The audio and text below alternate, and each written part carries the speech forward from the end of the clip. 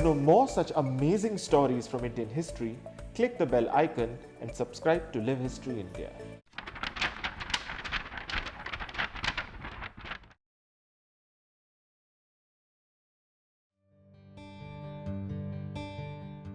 In a country famous for its temples, you would wonder, where did it all start? Well, this small and bare temple right next to the great stupa of Sanchi is believed to be one of the earliest freestanding and still existing or extant temples in India. Simply referred to as temple number 17 in the larger Sanchi complex, this is believed to have been an addition made by the Gupta rulers in the early part of the 5th century CE.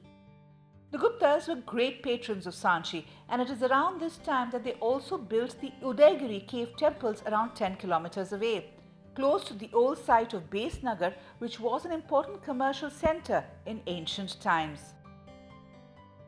Archaeologists believe that it is under the Guptas that freestanding stone temples evolved, and you can see the evolution of temple building between Udaygiri and Sanchi.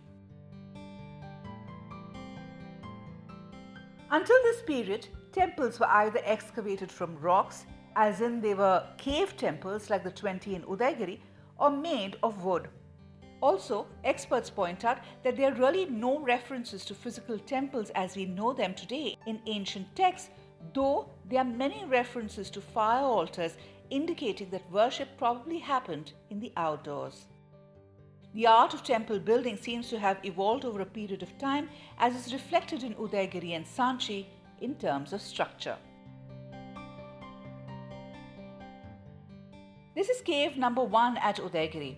Archaeologists believe that this cave temple must have had pillars and a roof extending outwards, thus marking an important transition between cave temples and freestanding ones.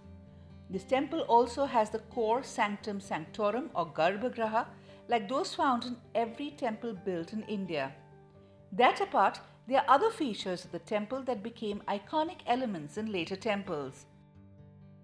For example, what archaeologists call a T-shaped door mantle with a horizontal panel with etchings and sculptures of prominent gods, goddesses and dwarapalas or doormen. Also sculptures depicting Ganga and Yamuna, the two holy rivers of India.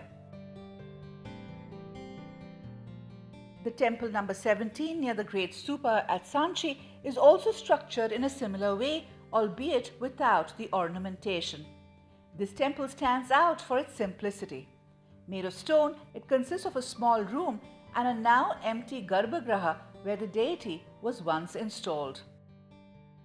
It also has a porch with beautifully designed pillars. Interestingly, the roof of the temple is flat. It is believed that it was only later, over a period of time, that the roof of temples evolved into richly sculpted spires or shikharas that we see in later temples.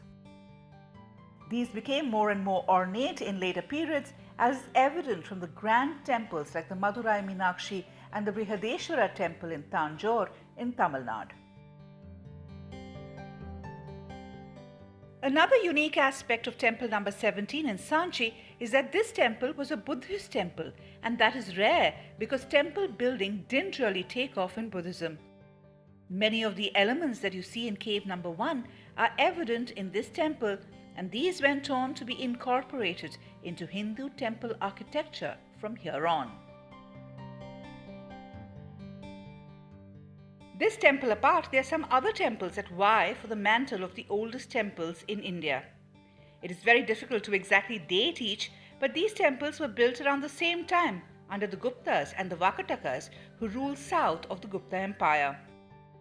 These include the Kevala Narasimha temple in Ramtek in Maharashtra from the Vakataka period. This temple is dated to the 5th century CE and is probably a little later than the temple number 17 in Sanchi. Then you have the Dashavatar temple in Deoghar in Uttar Pradesh. This is also a Gupta period shrine and was made at the end of the 5th century CE.